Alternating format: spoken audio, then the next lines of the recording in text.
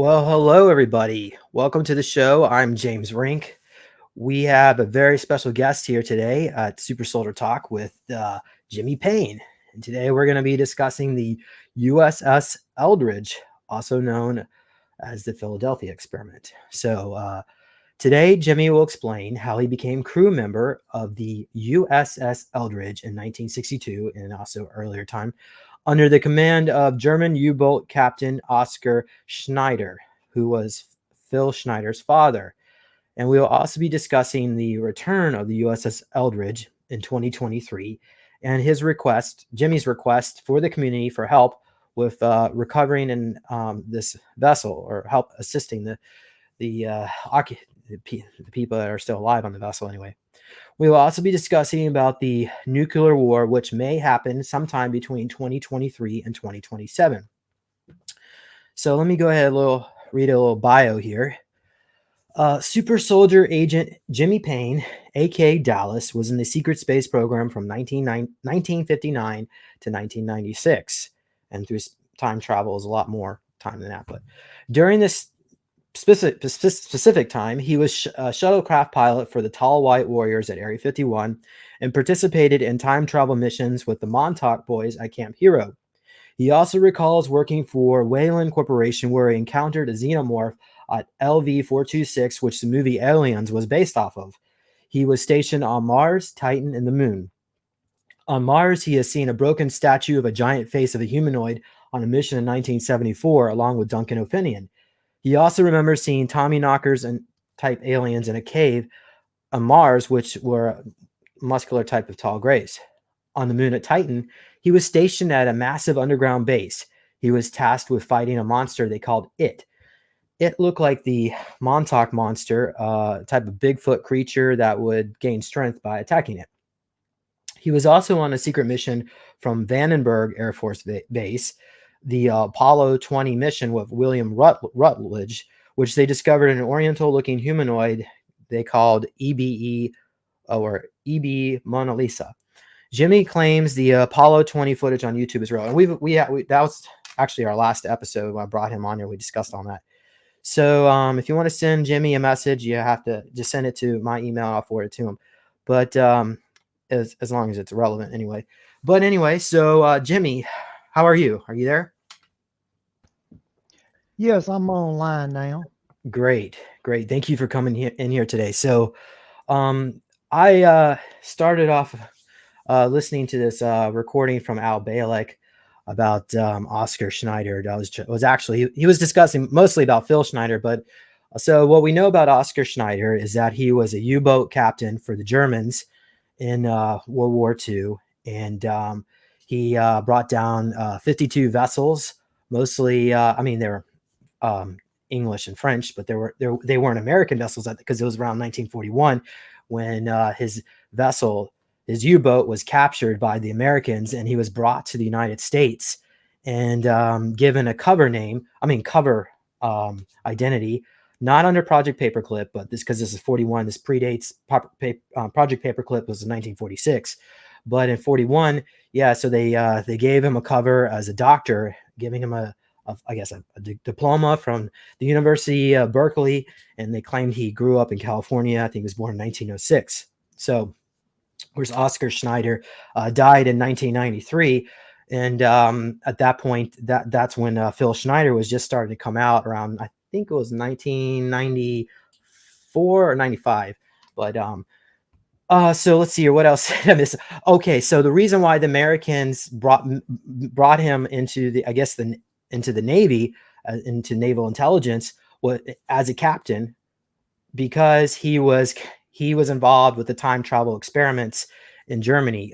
When he was the age of 14, he was a master machinist, and which is a really difficult thing to achieve at that age. And that's when he was brought into the German military there, into the Navy. So, Jimmy, you want to take it from here? What do you say about all that? Does that sound accurate? It's all accurate, except he wasn't captured by the Americans. He was captured by the French. His boat was charged, and he had to bring his sub up, and that's when he was captured. But he was basically captured by the French, turned over to the American authorities. All right. So, I guess at what point in your career did you get involved with Oscar Schneider and the Philadelphia experiment?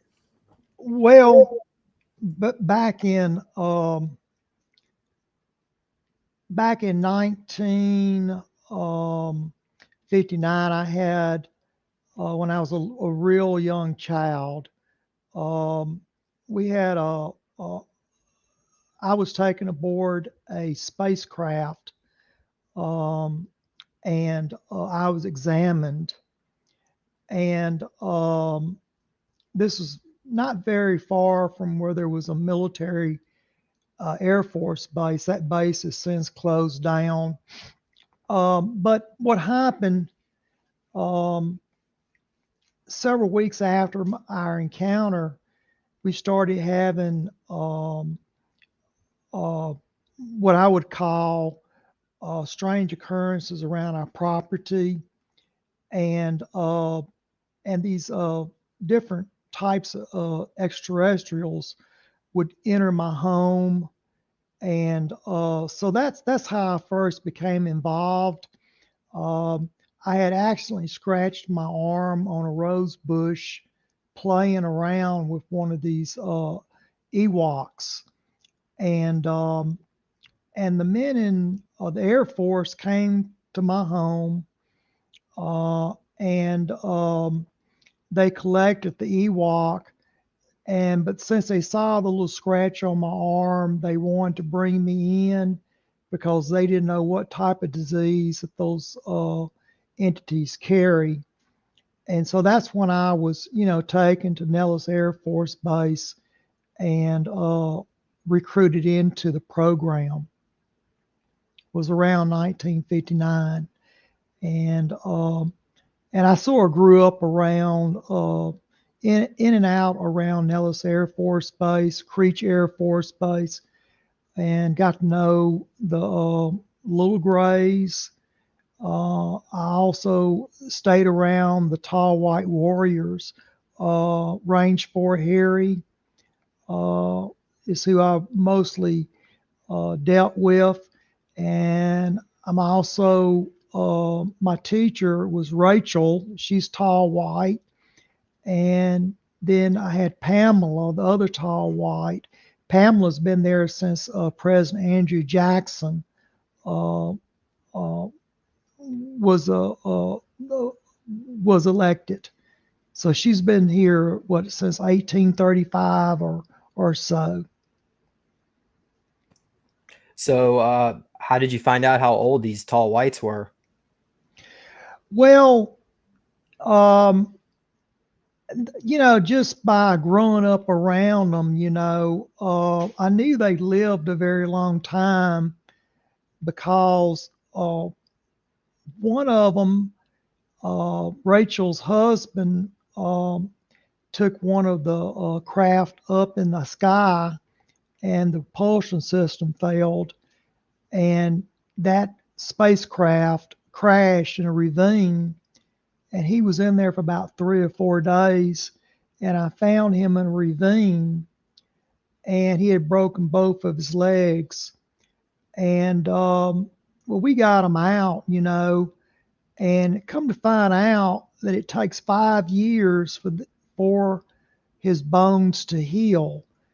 And that's when I started, getting interested. Well, if it takes 5 years for his bones to mend, how long does it take for them to live? And they live anywhere from 700 years to 800 years. That's when I first found out how long they live.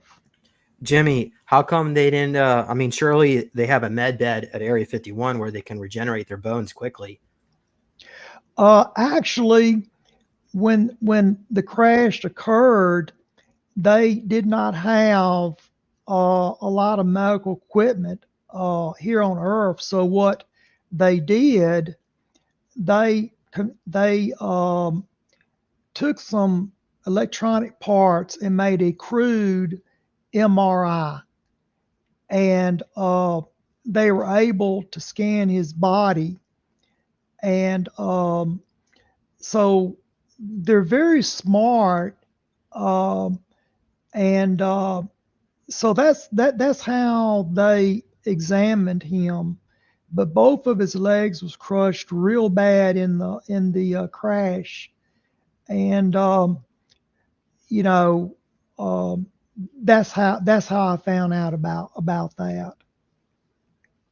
So that's why Charles Hall, he said that you weren't allowed to touch the tall whites because their bones were so fragile, and they would kill you if you accidentally did it. Well, this one was trapped underneath a bunch of electronic equipment that had fell out onto him inside the craft, and he had been trapped in there for about 4 or 5 days. And he asked me to try to pull him out, and I couldn't pull him out because it was so much weight on top of him. And but they don't like to be touched, and you have to remember uh, a common code like mere you can get could be fatal to them. Okay, and so I learned a lot about germs.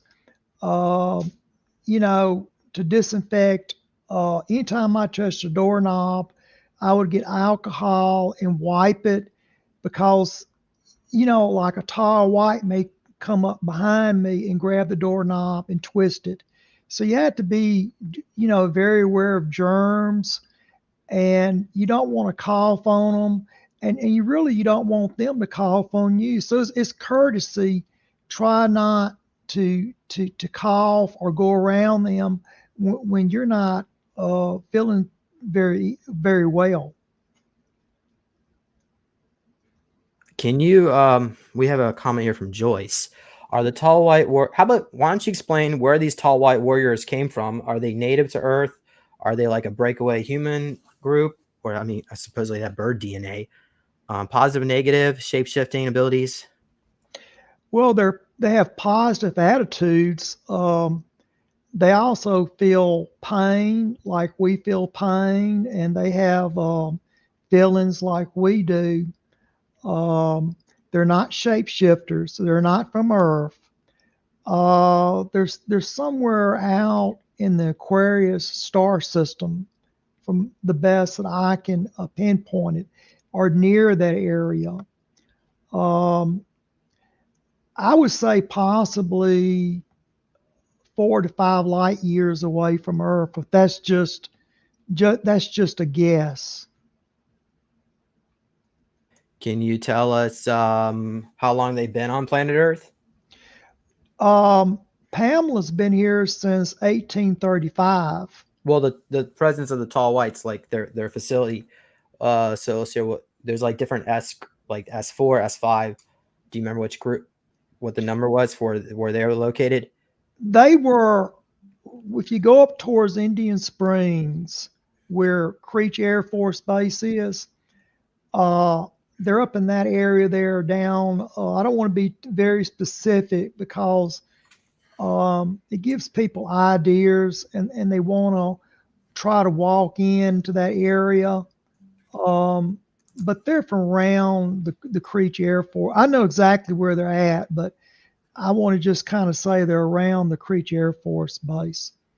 And I did know Wilbur Creech when he was a lieutenant uh, uh, colonel, and he did make general, and they did name that base after him, but he's deceased now.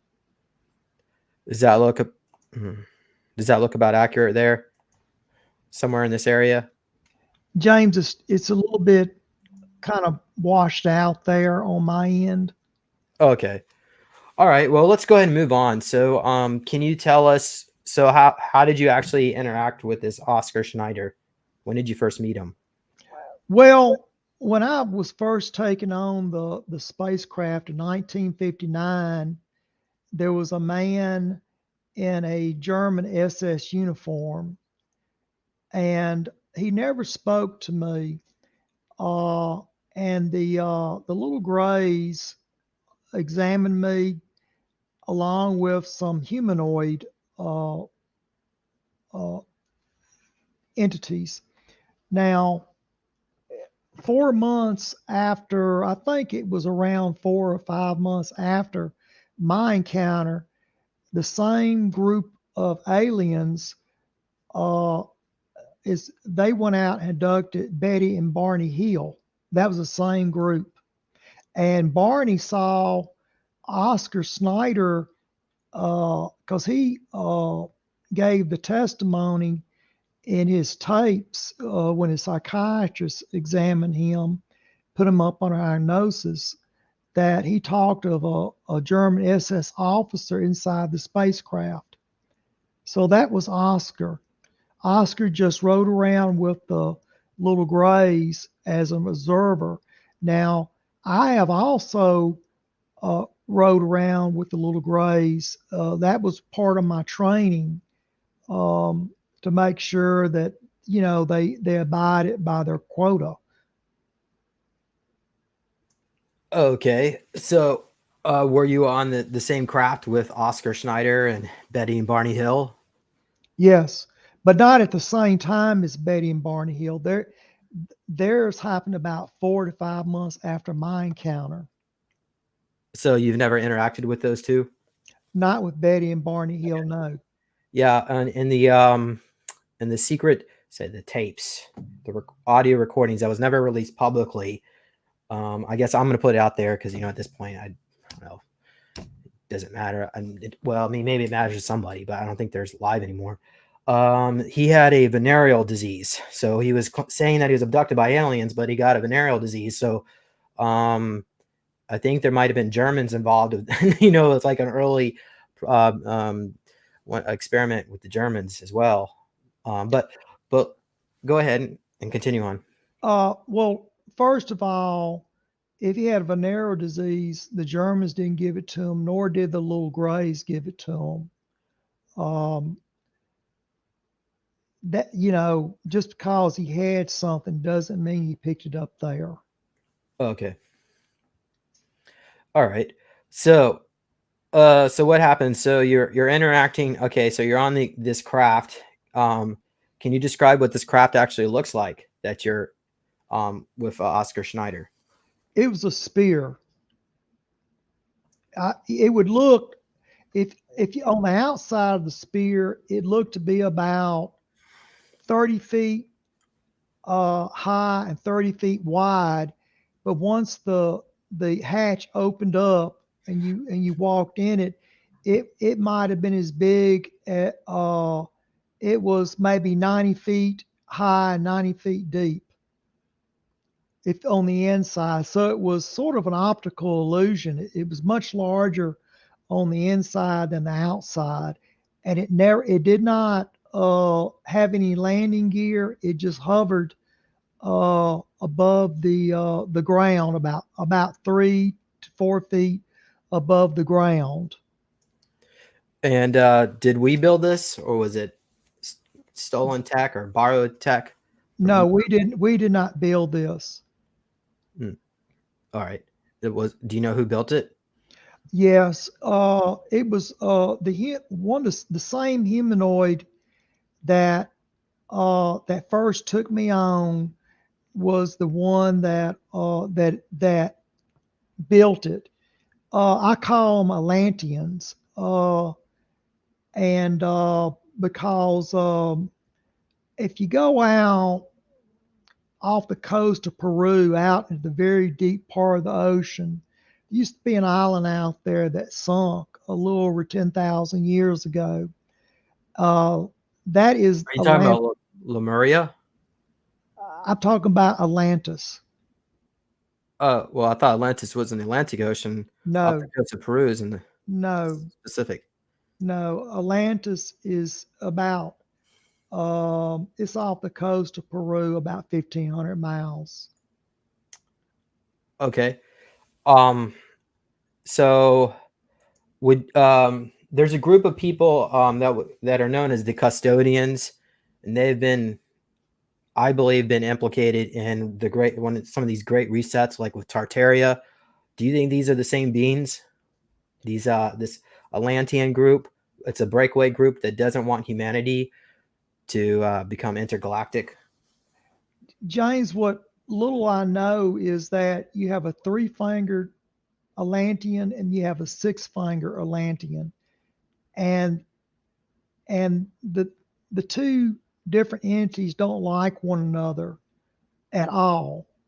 Uh, if you go to Easter Island and look at the statues on Easter Island, uh, they look just like that. They look like they're white Caucasians, but their arms and legs has weathered up.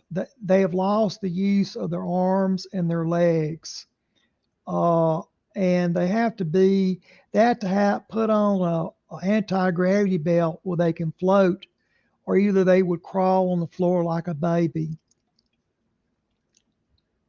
They So probably so the so all those sculptures are based on a real entity, a being that look yes, like that. yes. There's a reason So why I can those look this up. statues are buried where the arms and the legs Yes. are not showing. And of course it's gonna do. Okay, so we got the yeah. Okay. So these beings are out of what you say, Atlantis or maybe Lemuria or whatever that They place. to, it's an island that um, sank. We had what happened. A uh, The polar cap got hit with a beam of light, and the Earth shifted, and the island flooded. It was flooded, and the sea rose up. The sea used to be much lower than what it is now, and that island is is not very far from those statues. Okay, so let's go ahead and continue on here, so we can get through this tonight. But tell us what happens next. So you're on this craft, interacting with Oscar. How did you actually, or what's the next important thing for us to know in this story? Well, you know, uh, I was recruited.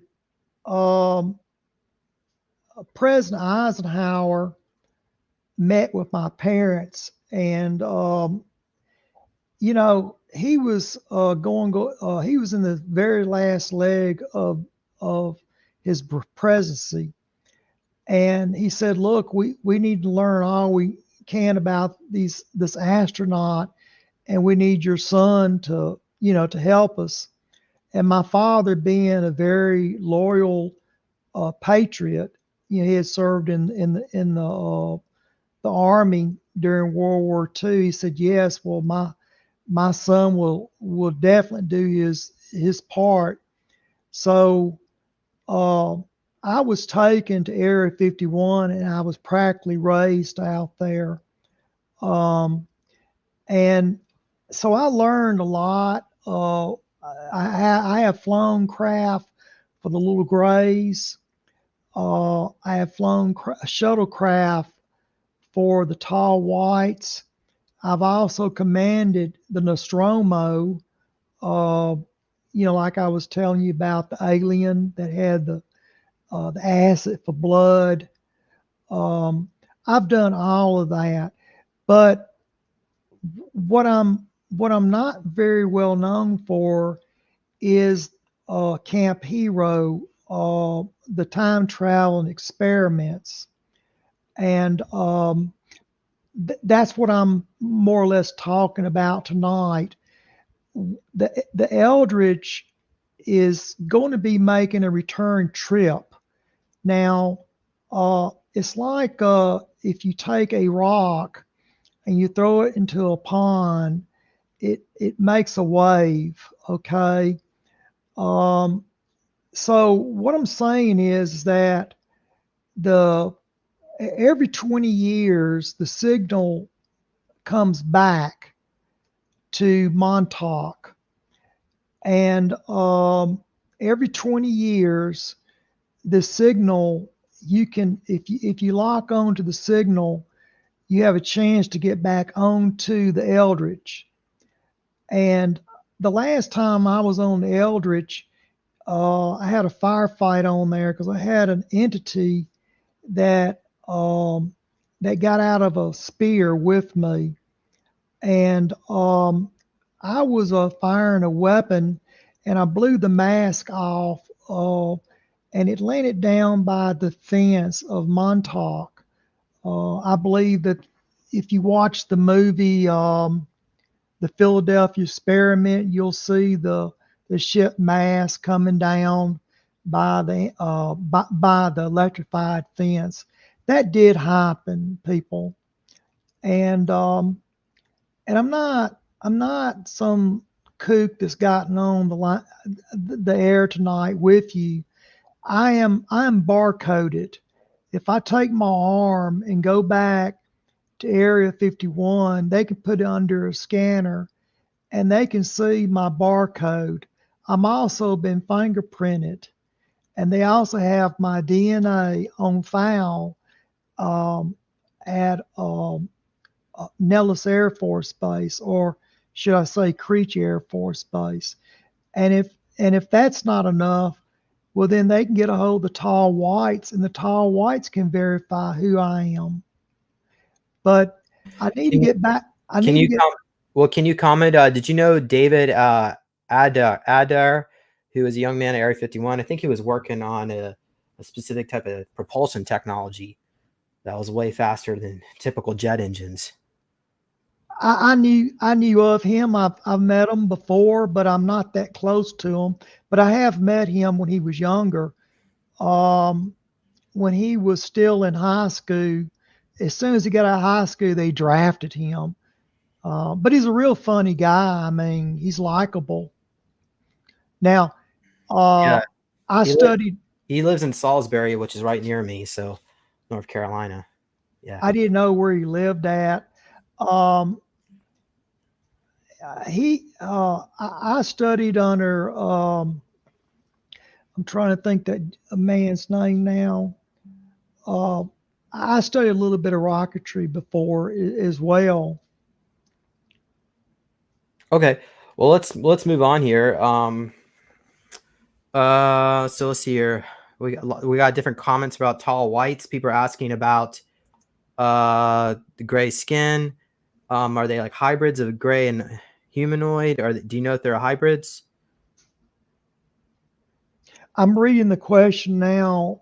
Tall white. Long hair. I'm reading a question right now on your screen. Tall whites really give high, great value to their beautiful long hair. Most of them have long hair. True. Their hair is more transparent, but it is kind of like a platinum blonde. Okay. Nordic. Are they connected to Nordics? Yes. Okay. All right. Well, let's go on here. So, where do you want to take this next? Well, see, I want to bring it back to the Eldridge here. James, this signal only comes around every 20 years. So this is the problem. I want to get back on the ship, and I want to dislodge this spear that's in the starboard side of the ship. And the spear is very, very advanced. We just don't have anything like it. And I want to take that spear and bring it back out to Nellis and turn it over to the Department of Foreign Technology Transfer. This spear needs to be studied. And And the problem is, if I pull the spear out of the starboard side of the ship is going to sink in the water because that's the gravity, anti-gravity device is holding the water back. But if I take the ship and I ram the ship up onto the shoreline, then pull the try to unwedge the craft, I can fly this craft to Area 51 to be studied. But the problem is that we have some men on that ship that is going to need some medical attention. I'm talking about I need doctor beds, I need plasma, I need a medical team because these guys, once I disengage and remove this spear, they're going to be covered in frost. Okay. And they're going to need a lot of heat. They're going to need, like I said, plasma, and we're probably going to end up having to put them in ICU for a while. So this is not going to be something small, and and and the public. I don't, maybe they can be hid somewhere or put on an island or whatever. But we definitely got a problem here. Yeah. Okay. So let's just back up a little bit because if you look at this research on, like I wouldn't really consider Wikipedia that great of a resource here, but according to Wikipedia, we're looking at the Philadelphia experiment. Now there was multiple actual experiments. The first one being in Philadelphia, near Philadelphia shipyard, but this one is one of these later experiments apparently. So we're looking at like the 1940s, but you said 1962. So can you explain? Is that the point of time that you started at? Did you actually go back in time, or are you outside of time? I can hyper thread through time. I can go in at any point that I want. Okay. If I start my mission off in 2003, I can go back to 1943. Or if I can start off in 1962, I can go to 1943. It doesn't matter what year it is. I can go back to that 1943 experiment. All right. So what year did you go back to? What year was it? Do you know? 1943. Okay. And when you say this sphere, is that what the craft that you're on, or is this something else that's creating this bubble? It's the actual spear that I got abducted on, or my first encounter on, is the one that has slammed into the side of this Eldridge. Now, they did go back and put some men on board, and they took an axe and busted up a bunch of the tubes that help run the coils to the that didn't stop it. Okay, it's got an external source of power, which is this spear, and it has to be dislodged from it to disengage the teleportation experiment. All right. So, this vessel, so they're trying to create physical invisibility by shifting the vessel outside of time, to just a point where it's in what's known as hyperspace. So the occupants, the officers on this vessel are cold, and for what reason? In hyperspace. When I was on it, it didn't feel that cold. It just was a slight coolness. Now, when I came off of it, I was covered in maybe about a half inch of just ice all over my skin. My lips were blue. I thought I had been on it maybe 30 minutes, but it turned out to be 4 days, 4 or 5 days. And I was suffering from hypothermia, and I was very, very weak. I had to be given plasma. I had to be had to have a tube put in my throat to feed me. There's no sense of time on this craft at all.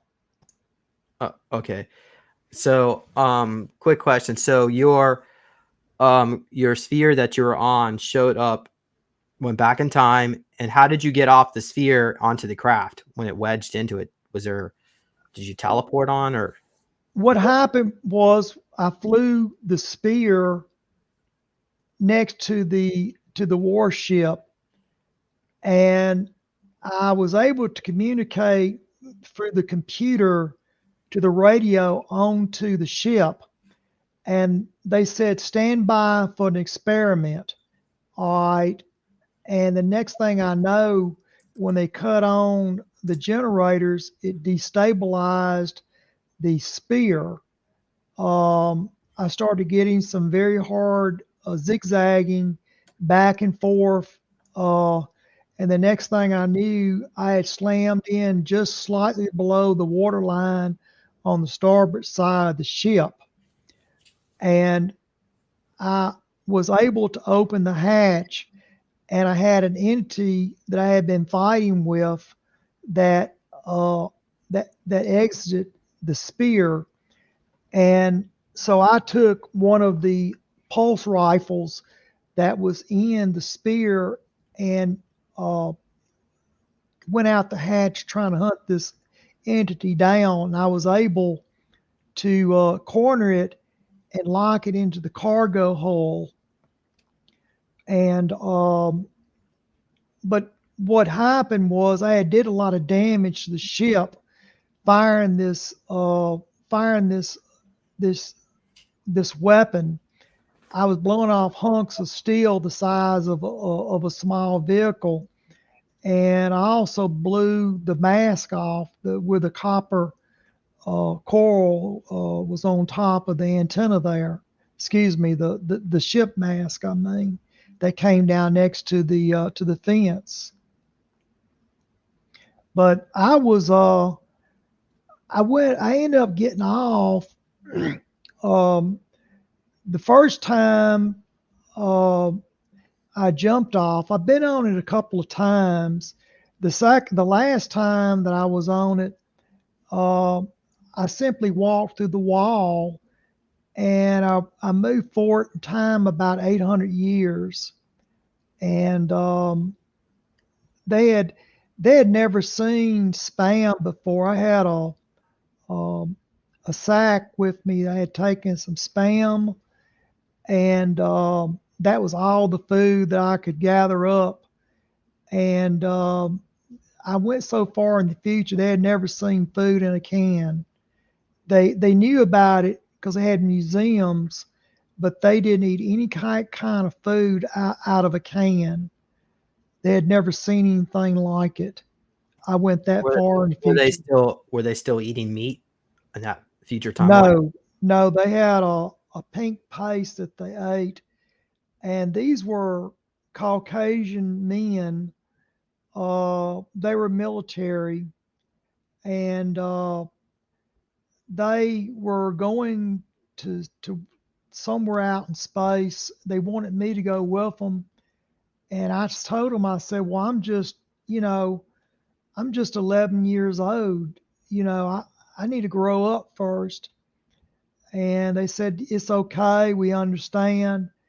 And they teleported me back to my home. But, I did go back to Nellis Air Force Base and worked many more years after that. So it's not like it was, it happened and that was the end of it.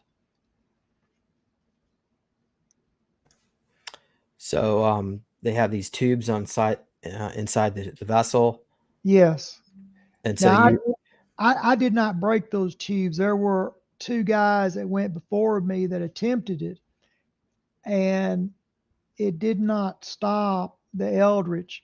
Now, in 1983, they went down to Camp Hero and brought some electronic stuff down there and fired up the old antenna. Um, and That's when they saw the ship teleport. I believe that was the reason why they made that movie, was based off of what they saw on the computer monitor in the control room. okay. All right. So of course you've already gone into this in a previous show. So let's go into, so you're in the future, eventually they send you back in time. And what happens next? Well, that's a good question. The Getting back to the signal here that's going to be coming back. It's going to be coming back around about August of 2003, and we have to make a decision here. Are we going to let this opportunity pass by, or is somebody going to try to jump the ship? And I'd like to be the one to jump the ship. I know Lieutenant Alexander Cameron, he's the commander of the ship. And you can't shut the ship down, but because the propulsion system is run manually, I believe I can, steer this ship into the shoreline and try to dislodge this alien craft. And if I can do that, then I can fly it to Nellis where it can be studied. It has to be studied. And that's the prize of it, is this alien craft. It's very advanced. There's nothing like it that's in the inventory. This craft can outfly any type of spacecraft that is at Area 51. It's very fast. Oh, okay. Um, And it has time travel capabilities. all right. So, well, let's discuss a little bit more about that. Okay. So that's that sphere that you had back in the 1960s and you lost. That's what you're trying to that's what you're trying to recover mostly. More interesting. Well, it actually happened sometime around, I would say around 1968 or 69, when that event occurred. When I got out of the craft, I left the computer on when I opened the hatch to follow this entity out. And as long as that computer is running, that's what's powering the Eldridge. Uh, Can I you need just can you describe the when you were walking on the Eldridge? You said there was light coming from the ground and the floor, and people that would step. Was it step through the light or step on the? I guess you stepped on the dark spots, but if you stepped into light, you would. Some of the crew members merge with the whole. Yes. Is that? So can you describe what you saw? Well, there's if you go onto the deck, it's there's areas of the deck where you see green light.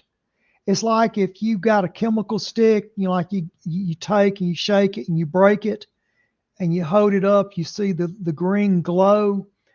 Uh, there's areas of the ship where you see a green glow, and there's other areas that's in the shadow is just pitch black. It's pitch black.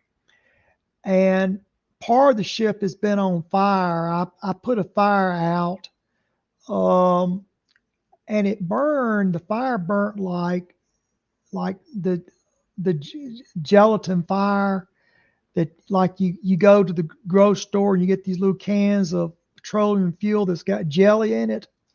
It burned similar to that, but it burnt kind of green. So there's been a fire on the Eldridge that I put out, Um, but if you don't, if you step in the wrong place, you will sink into the steel. That's the dangerous part. And because I vibrate, um, time travel is vibrations. Okay, it's like you vibrate at the same speed that everything else vibrates. All right, and that is how I'm trying to explain it tonight. Okay, so why did the USS Eldridge return every 20 years, beginning in 1943, then 63, then 83, and so on and so on? It's the way the computer is set up. It could be the alien computer. It's kind of like, okay, you have a cookie on your computer, and uh and you delete it, but you go on a while, then you get another pop up. Okay, that's what's happening here with uh with the Eldritch. It's possibly there's is something in the alien computer that's doing it. And so that's why I want to get back to Nellis or either to Creech. I need to get some help either from the tall whites or either the little grays or anyone who would be willing to assist me in that because if I was dislodged this spear, it would need to be studied. Okay. And it needs to be turned over to Office of Foreign Technology Transfer and let those individuals figure out why the signal returns every 20 years. Let them determine it. So, Jimmy, back in 1983, out of Montauk, Bill and Hillary Clinton were out there along with the military watching the return of the Eldridge. Surely they must have known back then that this sphere technology was embedded into the hull. Why didn't they try to do a rescue mission back then? Well, they did try to do a rescue mission, but you have to remember when you have an alien spear in it, there's no one understands it. Now, what I did find out when I was on that craft, I got to look at the computer, and the computer is sitting next to the flight chair that I got into. Um, when I first got into the flight chair, there was a beam of light coming up from uh, the control handle, and I put my hand into the beam of light. Now, when you open up your car window, you're going down the road, and you open your car window up, and you stick your hand out, and you can feel your hand float. You can feel a little bit of pressure on your hand from the wind. That's what it felt like on my hand. And also, if I tilt my hand to the right, the craft will go to the right. Tilt my hand to the left, the craft will go to the left. So it's basically like a joystick, but it's putting your hand at the light to fly it. Okay. Now I can't. I'm going to explain something here. The monitor that was sitting in front of the flight chair, um, the writing on it I could not read. It was alien writing. But what happened was a beam of light came out of the monitor and it struck me in the face and it knocked me out. Okay. And but when I came to, the knowledge to fly it was embedded in me. It's like you're using if you take a flashlight and shine it into your eye, it's like a teaching tool. Okay. It taught me how to fly it. Um, but when I came to, I could fly this craft and I could also fly it through time much faster than anything I've ever seen. Now the computer was translucent. You could kind of see partially through the computer, and the circuit board is very different. Now, when you open your computer up, you see flat, square microchips, okay? Well, in this computer, it not only had square microchips, it had octagon, pentagon, it had round spheres, it had triangular chips, pyramid chips, okay? Other words, it was all different type of geographical, uh, geometrical shaped chips. It just wasn't a square flat chip, okay? They could be long and have 5 sides to it. It could have 6 sides to it. It was all different shaped chips that power this thing up. I've never seen anything like that. So not only is the propulsion system very advanced, the computer is like nothing I've ever seen. And I've seen computers at Area 51, and this is nothing I've ever seen before.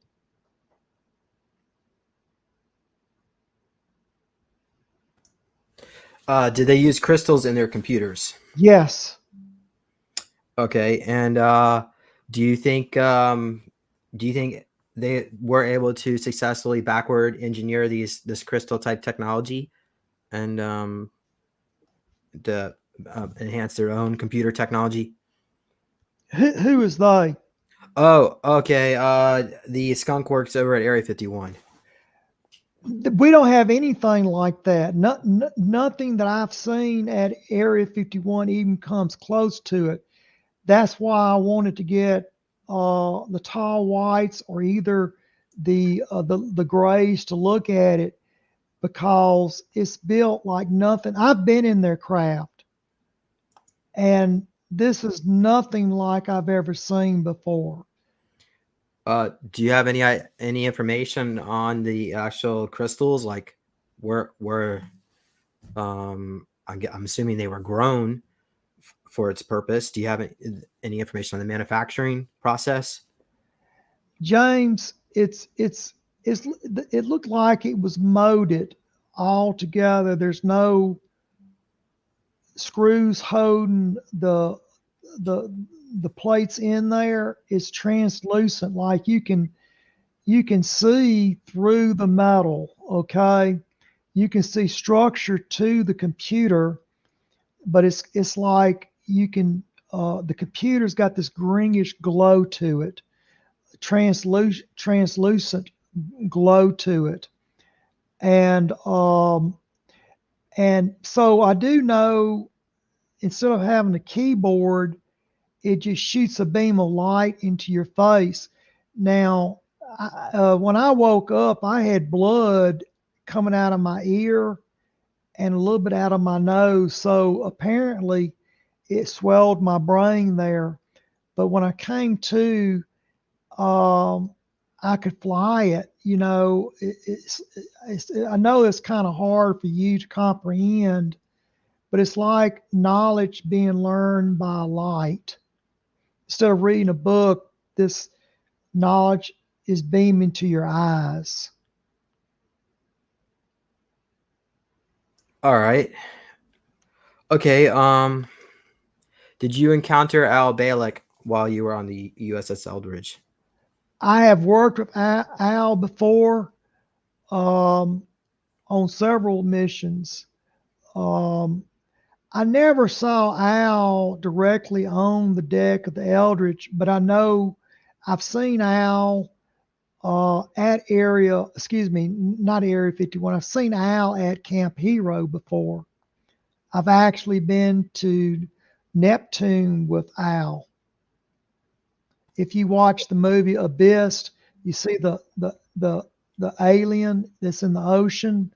That was that basically that entity is really from Neptune.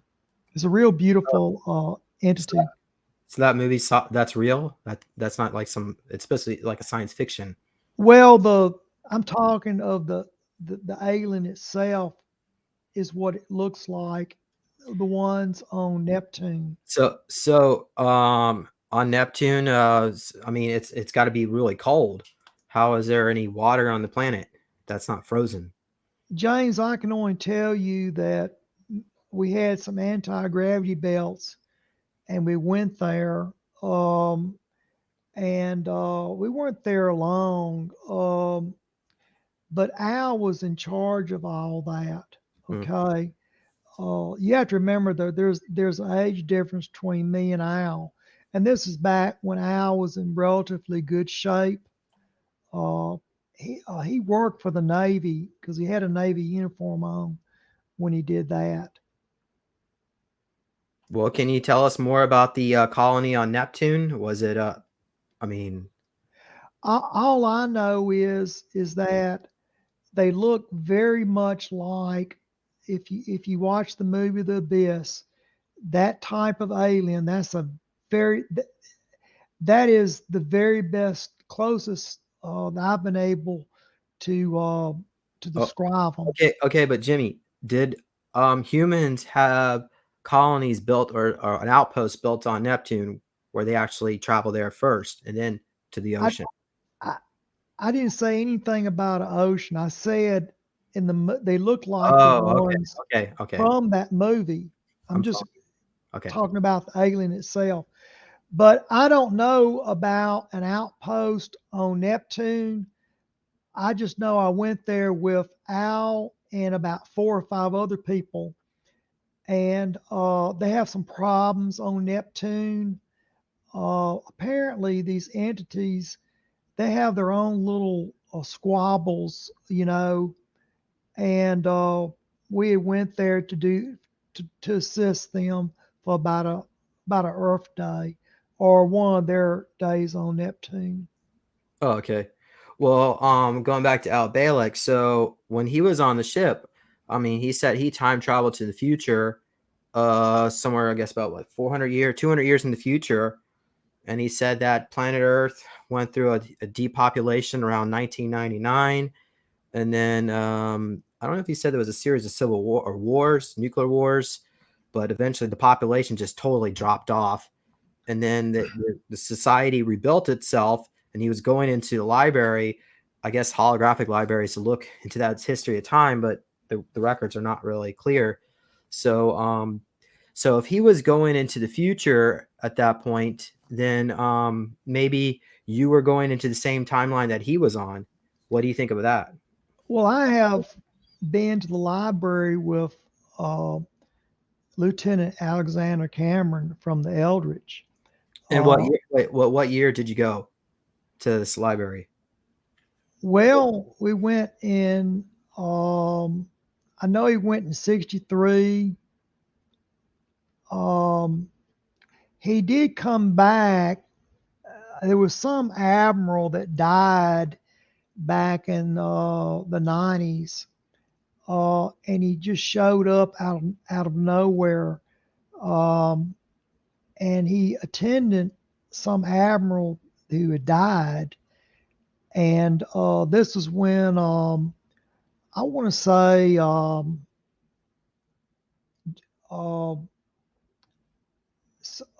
this is um, back in the 90s, like 92, 90, 93, 4, somewhere up in that area there. Okay. All right. So they Jo- were.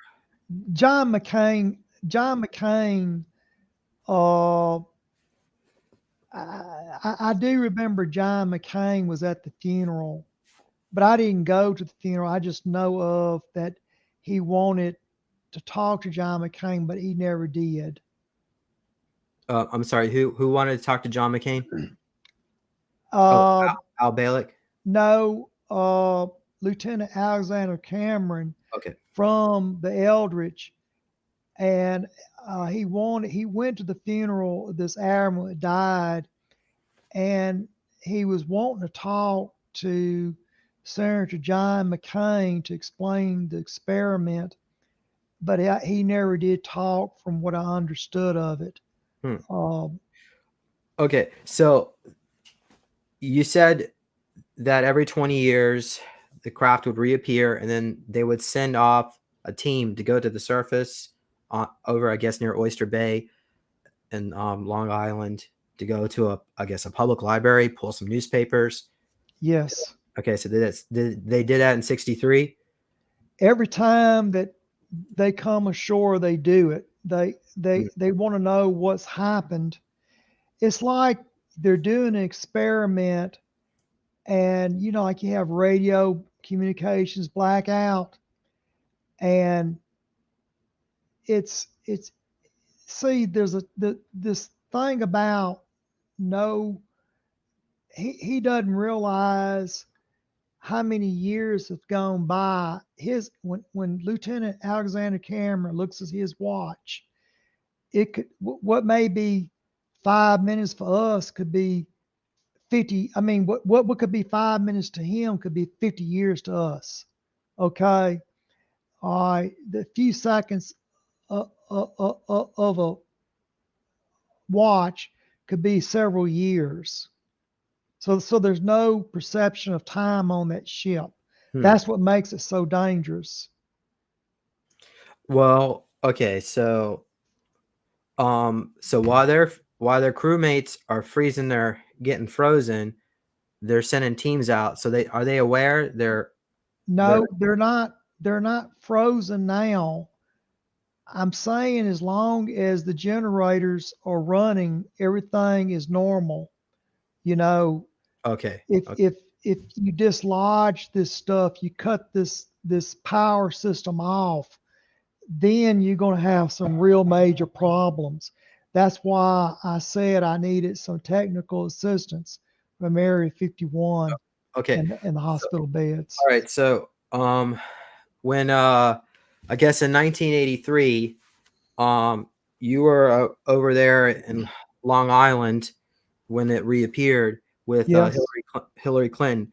What was their reaction when they were seeing it on the screen? Well, Bill and Hillary was inside the control room, and now I did not bring them in there. They were just brought in there by management, and they explained to Bill what was going on, and then they told Bill that he would be the future president of the United States. And Hillary, her mouth, I mean, her eyes got real big. And so the Clintons know about the time traveling experiments. Now, what has since happened is a lot of these elected officials now, they know who's going to win the elections. So when you go to vote, you're just wasting your time. Your presidents are picked for you now. Okay. And so we lost some freedom there. And I'm not responsible for that. I believe but still, what happens at Camp Hero stays at Camp Hero, and what happens at Area 51 stays at Area 51. We need to keep these politicians from from knowing their fate. but Jimmy, through Montauk or whatever, however you did it, when you went into the future, every time you go to the future, there was nuclear war, but they were doing things in Montauk to change that, so the timeline kept changing. So that means our future isn't set in stone. We can change it, like politicians can possibly. We can change it, but we're going to need some help because we have, like I said, a little pop-up on the computer. We got a little malware in the computer here. Okay. We need some, we need some, we need a high, we need some text down here that can get into this and get it out. And like I said, is probably coming from this alien sphere, and that's why we're going to need something a little better than the average technician here, because the way the computer is made, the computer is not from Earth that is running on the Eldridge right now. Okay. So, but Alabalik says the Eldridge eventually keeps going further and further into the future. So that means we're not successful, or can that be changed? It can be changed, but it has to be done during. It would need to be done during this 2003 when the signal is closest to coming back, when the signal bounces back. Okay. Now, the reason they keep getting wrong on the dates and everything, when you time jump, your brain swells a little. Okay. And if you watch the movie Army of the 12 Monkeys, where Bruce Willis plays this actor, John Cole here, Mr. Cole he can't get his dates right, because he's a little bit off on everything. So humans can time travel, but it kind of makes your mind a little bit like Swiss cheese here. It takes a while for the swelling to go down and for you to realize, what date it is. So when you hear these time travelers talking about, well, there's going to be a war at such and such date, it doesn't happen.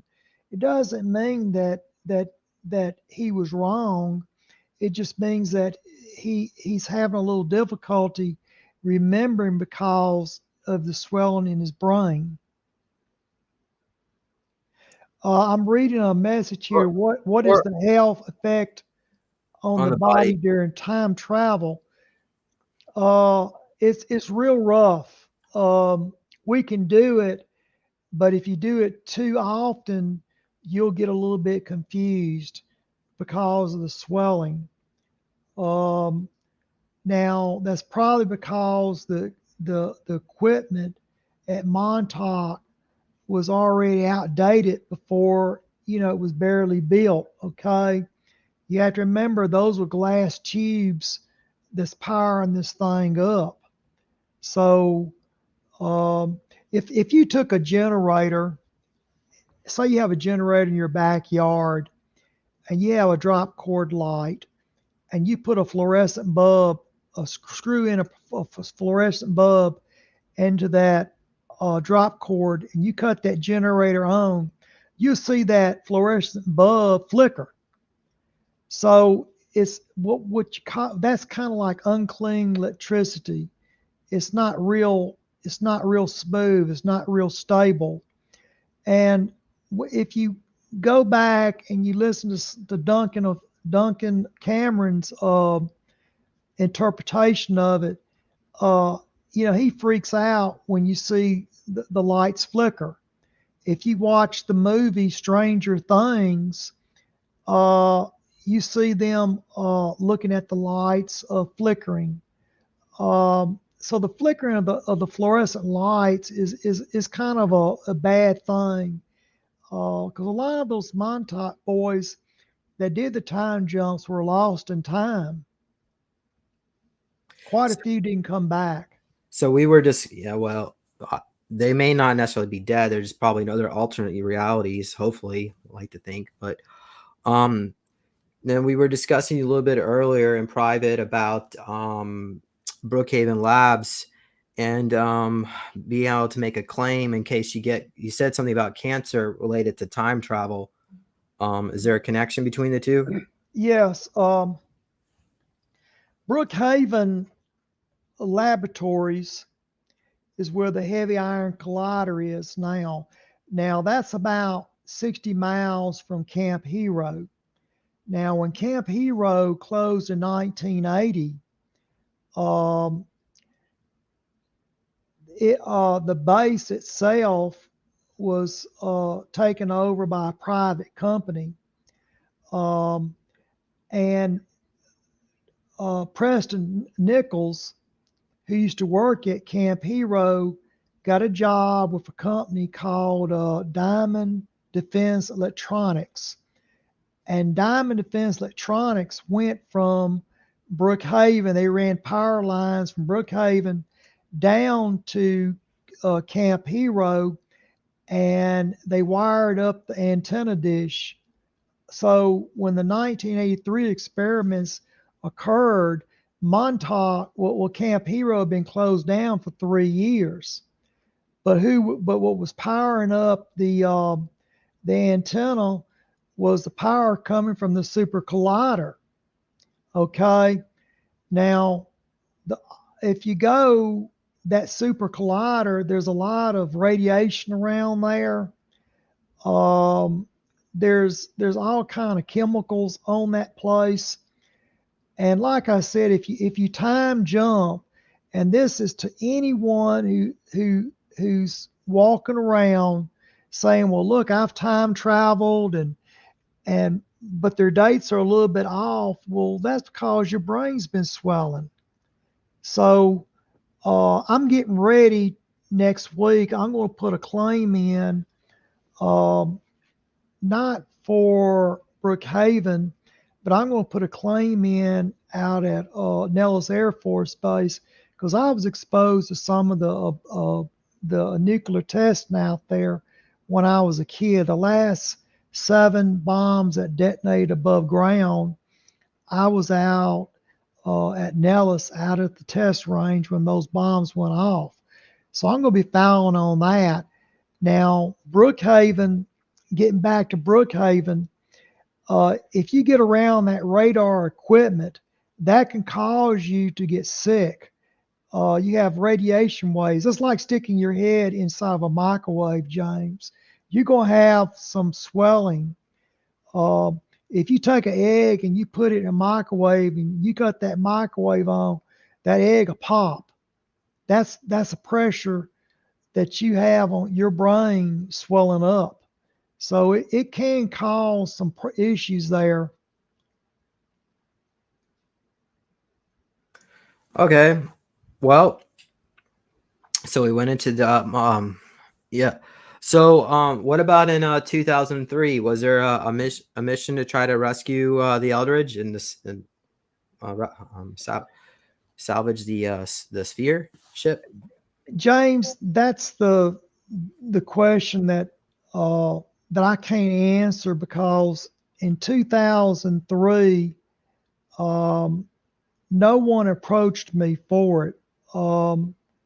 Now, I had just retired in 2003, and when I did work at out of Area 51, I did it in my spare time. Okay.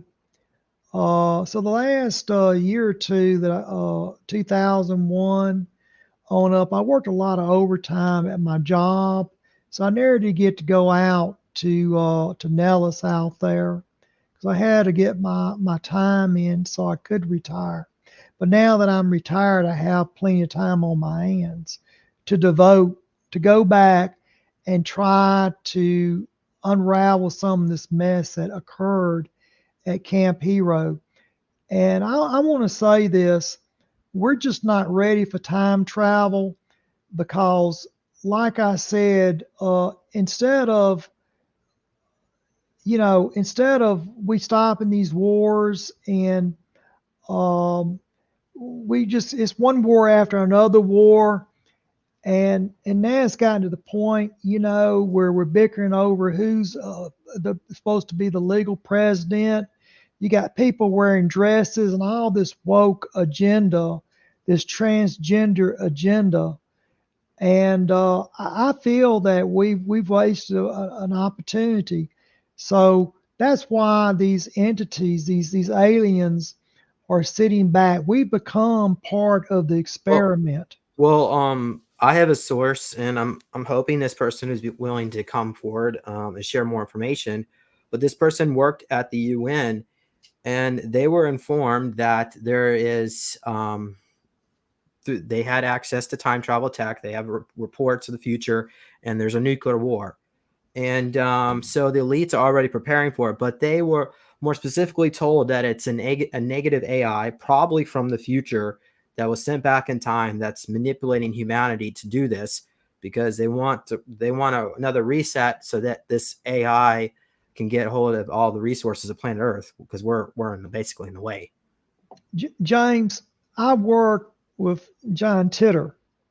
Now, John Titor, if you watch the movie Terminator, the very first one, we took, when I was at Camp Hero, I had to go help John get an ICBM 5100 computer.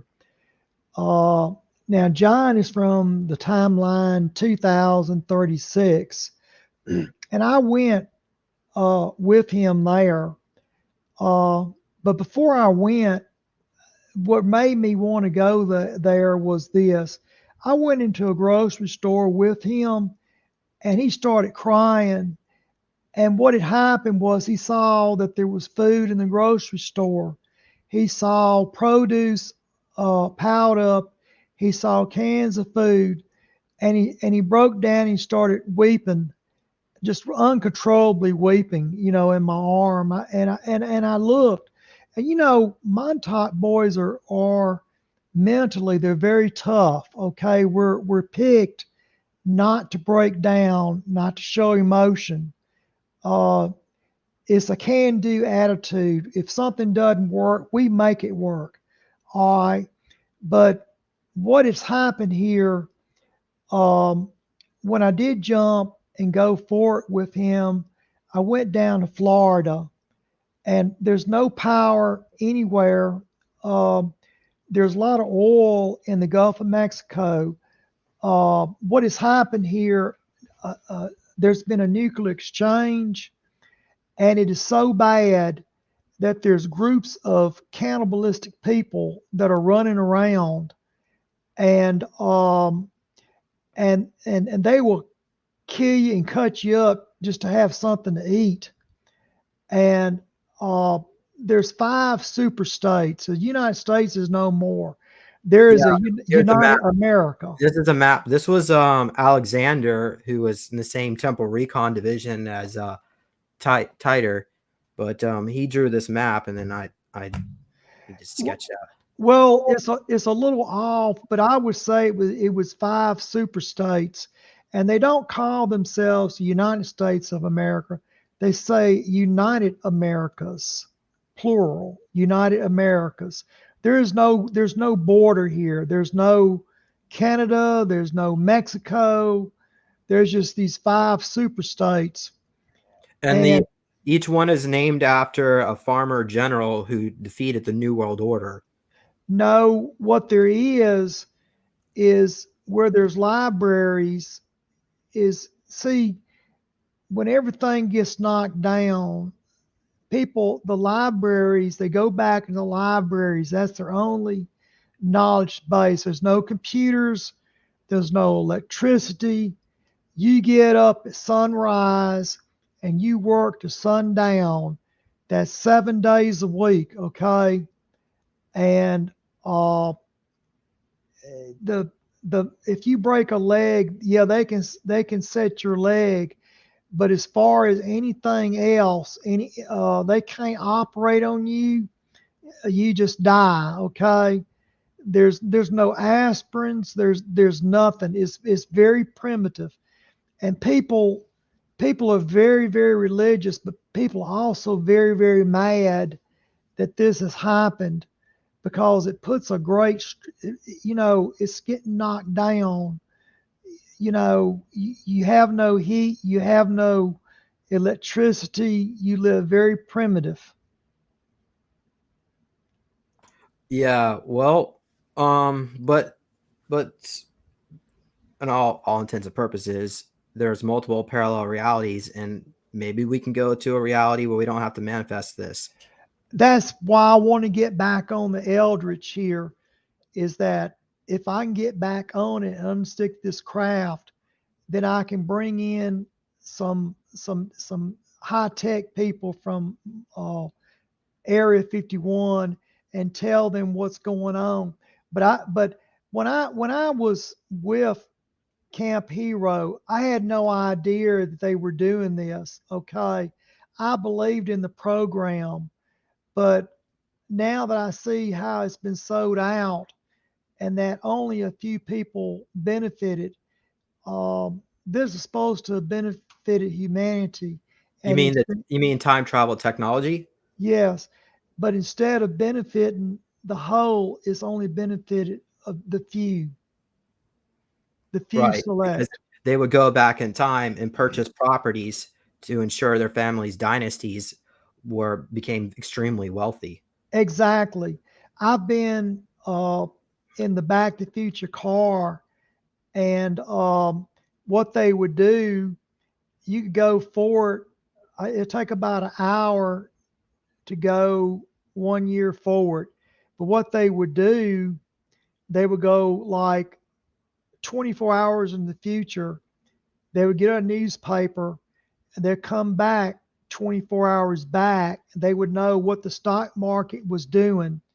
And then they would buy the stocks they knew would rise up. So they're using the time travel to see what the stock market is going to do and enrich themselves. But and also we should mention that this timeline is a variant that's not supposed to exist Correct. because the They, South won the Civil War. Is that the organic timeline? you buddy believe it. They went back and they tampered with the Civil War. And when they did that, it altered our time. So our time is been tampered with. And when they did that, we all became part of the experiment. That's why these aliens won't talk to us. We're part of the experiment now. And I believe it's like an aptitude test, an intelligence test. If we can figure this out and go back to them and say, well, look, we know our time has been altered here and we want to change it back. And that might be once they see that type of intelligence, then they say, okay, well, he can't be tricked. Uh, the Nelson Mandela effect here, okay? Uh, that's what's going on. So when the South won the Civil War, they moved the capital from Washington to Richmond, and then the United States went through a very slow technological um, innovation revolution. It wasn't Well, a revolution, really. what they did, what really happened, Abraham Lincoln was bisexual, and I was at Camp Hero when they wrote out the Gettysburg Address, and they would send uh, some of the boys through with the address, and I never met Abraham Lincoln. I do know that I met John Wilkes Booth. I assisted John Wilkes Booth uh, and brought him the medicine once he broke his foot when he jumped off the stage. I was at Ford's Theater when uh, he shot Lincoln in the back of the ear, back of the head, Well, why would you want to help John Wilkes Booth? because John Wilkes, as I said, time has been tampered with. Okay, uh, President Lincoln was bisexual. He would sleep in the same bed with his security guard. That's why Mary Lincoln called uh, Abraham Lincoln and the security guard in bed, and she had a nervous breakdown. Okay. Uh, if you were to dig up John Wilkes Booth's body and take a DNA test, you would find out it's not John Wilkes there. Um, Yeah, I, because he escaped to England. yes, What about the rest of his life? when I was with him, when we were riding out of Washington, a Union soldier came up on us, and John pulled his pistol out and shot and killed him. And we threw his body on the back of the horse, and we went to Dr. Mudd's office, his home, and Dr. Mudd, reset John's ankle that he had broke. And I had, like I said, I had brought some painkillers with me from Camp Hero to give to John. And so the body that was found in the barn when the federal threw the lantern in, John was firing with his pistol, and what I did, I kicked out the back board out of the back of the barn, but we left. We had put the body of that Union soldier in there, and what happened was me and John escaped, but the soldier that was left in there had red hair. That was the soldier we had killed a few miles out from Dr. Mudd's office. So the only thing they got to do is do a DNA test on those remains, and they'll see it's not John Wilkes Booth. Right. John Wilkes Booth did not have red hair. Oh, okay. That skeleton will have red hair. Well, wasn't John Wilkes Booth a Rothschild agent? He was being paid by the banks to kill him. I don't know. I just know that I met John Wilkes Booth and I met his brother. He was already at the Ford's Theater. I went to Ford's Theater and assisted him, like raising the curtain up, stuff like that. But I was mostly there as a monitor, as an observer, on up to the point where they started tinkering with the time. Yep. So why, if Montauk wanted the North to win the Civil War, why would they allow Lincoln to be killed? Why did they try to protect him? Wouldn't the Union be better to have a live Lincoln president? No, you have to remember there's fractions within Camp Hero that worked against one another. There was some in Camp Hero that did not want to tinker with time. They wanted to use time to learn, what was going on. I was in that group. All I wanted to do was to learn history, to see what, like if something went wrong, to try to correct it. But there was other people that were at Camp Hero that wanted to change it to benefit themselves. So you have that crowd. Yeah, but going back to answering the question, if Lincoln was not assassinated, what would the country be like? Would it have been negative? It would have been more negative than it is now. He never should. Like I said, the Gettysburg Address was wrote at Camp Hero. All of it was staged. What went on then in 1865 is what's going on right now. It's a false election. So you're saying Lincoln cheated? He was never not really the president?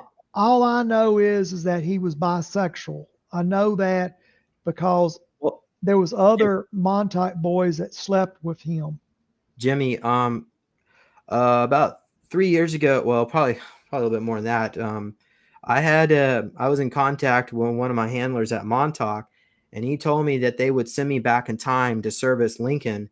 And I just didn't want to believe it because I thought, well, I didn't want to think Lincoln was a bad person like that. But it's really interesting that you're saying this because I guess that's confirmation, something that I'm not ready to deal with, but maybe we should move on. Well, James, first of all, had you been there, I would have known that. And I did not see you during that time period. But there would have been even other groups, maybe through Brookhaven, because we're still trying to figure that out. Which group? Well, if it did happen, it was right. It was done behind my back. Now, I during the time that this was going on, um, I knew all the boys at Camp Hero. Okay, and you were not in that group. Now, I don't know what the man told you. Maybe he knows something that I don't know, but I do know this. I never saw you doing any time jumps towards Lincoln. Um, I Yeah, just like I said, I don't know why he told you yeah, that. yeah. Okay, well, we can discuss more about it later in private, but let's so yeah, so in the when the South in the timeline where the South won the Civil War, the technology and the current era is similar to the 1940s, like those type of radios. That's their Well, technology. where it's That's more what we like got. if things had been left alone.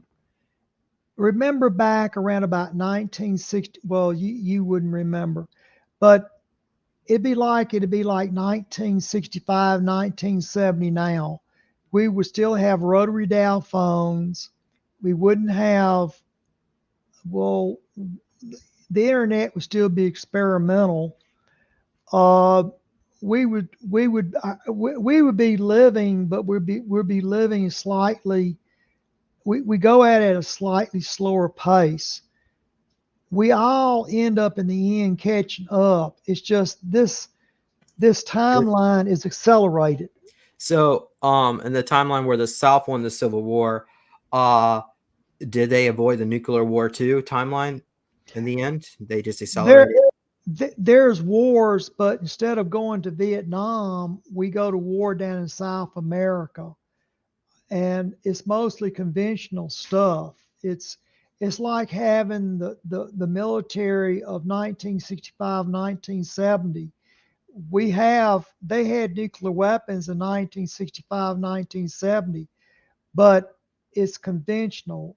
Okay, we're arguing. We're down in South America fighting down there. We're not over in Vietnam.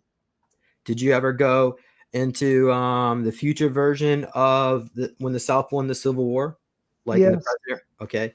Whatever happened to Washington D.C.? What did they do with it? it everything.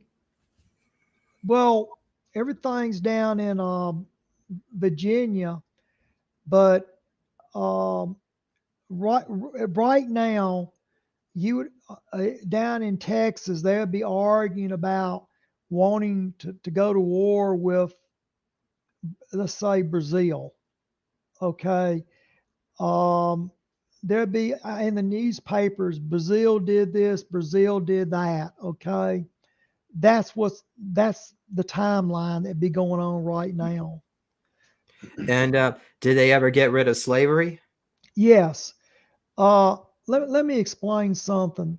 We see illegal immigrants coming across our border right now that we can't do anything about. Well, back during the Civil War, the same thing was happening, except the North had these slave ships. They would drop them off on the East Coast, okay, because they wanted cheap labor. All right, and back then, uh, the what the North did, they had all the machinery to make the cotton into cloth, but they had it up north. And what they did, they sent the slaves down south to do the picking. Okay, there's no machinery to make cotton into cloth in the south. Okay, so they did. What happened was they the South banned slavery, and it just died out. Do you know what year they banned slavery? It would have been about a year later than other Yeah. words. They also tinkered with the battlefield. giving uh, President Jackson, um, uh, uh, uh, well, what they did, they gave the plans, the battle plans to the Union generals. Okay. It was stacked against the South to begin with. Um, uh, President Andrew Jackson had the plans of Robert E. Lee because Montauk brought him those battle plans. Oh, wow. Okay. He was not Um, supposed to win the war. South won that war. so slavery was already on the way out because modern technology was making it really that type of plantation farm obsolete. It was already on its way out. But I want to say this: it goes back. If you can't, just like you can't control your borders now, they couldn't control the borders back then. And so these different foreigners would come in and dump these slaves out. And that what the South did was they fed them and gave them shelter. Okay. If you go down to Vicksburg, Mississippi, all right, they had a big Civil War battle there in 1864, and you go into the Confederate graveyard, at least one out of every four of those graves are black Confederates. But you'll never hear a word about it. Wait. You're saying black people served in the Confederate Army? Yes, one in every four of those graves are black. Why would they do that when the South was enslaving them? Because they knew that the North was using them. And what they were doing, they fought voluntarily with the Southern soldiers, the white Southern soldiers. Another thing I want to point out, Miss Davis, President Davis's wife, she had a black servant, and after the Civil War, she was on a ship with with with the black butler. Now he did not have to serve her after the Civil War, and a man walked up to Miss Davis and made a smart remark, and the servant reared back and hit and knocked the hell out of the person that made the remark. And so that says a lot right there. Um, the man was free to go. He stayed. Now I live about from his President Jefferson Davis's plantation. I live about 60 miles from his plantation. Is that it? Or Verena Davis, Yes. First Now Lady of the Confederate he, States?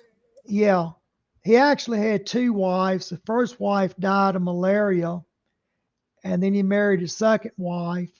Now, if you go to the map and you look under Morehead, Mississippi, Morehead, Mississippi is that town is basically the old Davis plantation. Okay. All right. Well, I've met President Davis. really? Yes. Well, Uh, tell us about it. well, his son Joe fell off a balcony about 3 or 4 days before I was to meet him. So he's very, I didn't get to really talk to him directly. Um, I went to his house and he was in mourning because he had just lost his son. Uh, but he gave me an order and he told me that for me to bring help, that there was a dark force that's getting ready to come over to the land. So I do have a rather unusual request, well, an unusual order.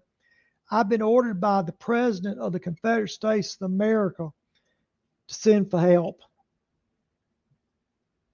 And so that help was at Montauk. Yes, and it was denied. So we have a legitimate president, President Jefferson Davis, that has requested help, and Montauk turned their back on him, and they assisted President Lincoln. Oh, okay. Well, that's a very twist in history there. And you said that some people have had memories in their past lives where the South actually won the Civil War, but they changed timeline before, I guess, they incarnated or something like that. No, it's the Mandela effect. If you watch the movie, The Mandela Effect, that is very true. They did the same thing. They went back in time. Nelson Mandela died in prison, but they went back and they altered time. And then this is some of his mess going on now. Hmm. Now, Nelson Mandela's wife, Minnie, she takes a car tire, fill it with gasoline. They put it over the shoulders of their victims, and he light it. All right, she is known for that. She's a radical. All right, what's happening in South Africa is that the 5 million white people that are in South Africa, the farmers are being murdered. All right, within 15 or 20 years, that'll be happening over here. And so what you have an invasion of people coming up from North Africa into Europe. You also have a lot of them that are coming over and coming up through Mexico and entering the United States. Now, when Title 42 ends next week, it's projected that you're going to see upward to 15,000 illegal aliens crossing daily within the United States. 15,000 a day. We can't sustain that. This timeline is unstable. And if we get to arguing amongst ourselves in the Southwest, then China and Russia is going to get paranoid, and that's when they shoot the nuke off, because we're arguing amongst ourselves. We have nuclear weapons, and we are a danger to the world, to the security of the world. Yeah, but it's usually the Americans who did the first strike. James, all I can tell you is when I went with John Titter, is that there's not one pane of glass in the United States that's not broke. The sonic boom. You have people who have the eardrums are busted. They can't hear. You have gangs of people running around cannibalistic wise. Okay. Uh, it's a Mad Max it's a Mad Max scenario. It's the worst thing that you can believe. And the government's building all these underground bases. I've been in those underground bases. I've been with Phil Schneider before he was murdered. I know what's on those underground bases. And you're not going to go down there and stay 2 or 3 years and pop back up. There's nothing to pop back up to. Well, so they're going to be down there for a couple of generations, probably, is what you're saying. I'm saying that it's a bad idea. Now, when they're going to shoot a missile up to Canada, it's going to hit the tar sands up there. Once that radioactive oil gets up into the stratosphere, it clogs up all the filters. It doesn't matter if you have a face mask. The oily radioactive oil is going to clog up the filters. All right, it's going to But, get on the plant but food. wouldn't it affect them too in Russia and China? Yes, they're fighting over the fields, they're fighting over the food. People are starving to death. One thing that this great reset is going to do, there's not going to be any superpowers left. There's not going to be a China. There's not going to be a Russia. There's not going to be a United States. There's not going to be a United Kingdom. Everything changes. Our population is going to go from 8 billion people. It's going to get down to about 145 million. And it seems to stabilize at 145 million. And then it slowly rises back up and it gets to about 500 million and then it stops. Oh, Well, I don't really like this timeline, but you know what? Let's try to. So if we rescue this vessel, the sphere, how will that change the timeline to positive? First of all, the tall whites, as far as the computer that's in the spacecraft, I trust the tall whites because they've never done anything to harm me. Um, Now they're kind of, they've signed an agreement not to interfere, but they signed that agreement not to interfere with governments. They did not sign that on an individual basis. So I'm thinking they might allow me to negotiate with them. They probably wouldn't negotiate with the United States. They're not going to do that. They've already signed a contract, but they don't have a contract with me. So my proposal is to unlodge the vessel, fly it to Area 51, turn it over to the tall white warriors, tell them what is going on, that Montauk has catered to certain politicians, that we need to reset the time back before anybody tampered with it, and to get the cookie off the computer. I want to reset everything back where no one's interfered with the Civil War, nobody's interfered with World War II, and uh, I want more responsible people over this time travel. I believe we have a future in time travel, and I believe we have a Yeah, future in but outer space. but the timeline shows that when the North won, it was more positive, right? I mean, look how technologically advanced we are. And look what you got, a man wearing a dress up in up in Washington D.C. You got transvestites stealing luggage. Okay, So all when the right. South won, the country had more morals, is what you're saying? Yeah, the country had more morals. This country has this timeline. They have no morals. We have become our own test subjects. Okay, it's time. That's why the aliens won't talk to us. So we need to bring back. We need to show them that we have an intelligence here, that we're not yet ready for time travel. We need some people to guide us, and we need to get this politics out of Camp Hero. We need to get the politics out of Nellis Air Force Base. We need to keep things where they belong. What Well, happens at Nellis stays at Nellis. so I've reached out to the tall whites, and through channeled means, they relayed back to me that they indeed signed a contract with Eisenhower to protect us from nukes, and then that was also reconfirmed with JFK. So, um, do you still think that maybe they're not going to help us after all? James, I know that in 2027 the contract expires. Okay.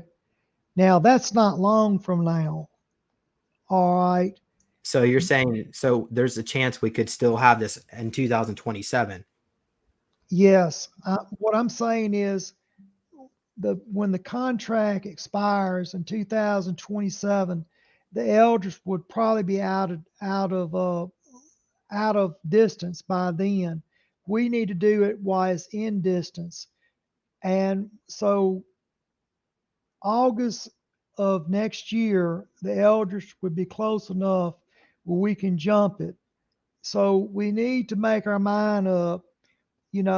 Are we going to, jump the Eldridge, unstick this craft, and get it to Area 51 where it can be studied, Okay. and explain Well, to the tall whites what's going on. okay. So, what about an exact date? Now, I know you've already told me that you're hesitant to give out the exact date, but we've been going back and forth, and there were multiple projects. So we apparently nobody really knows the exact date, unless maybe the military, who's Well, back in 1983. you, Anyone ha- is left from that. you have to remember you have leap year in there. Okay. uh you have to remember that it comes back but at a slower rate. like I said, you throw a rock into a pond, the rings get a little slower when they get a little further out. Brookhaven would know the date.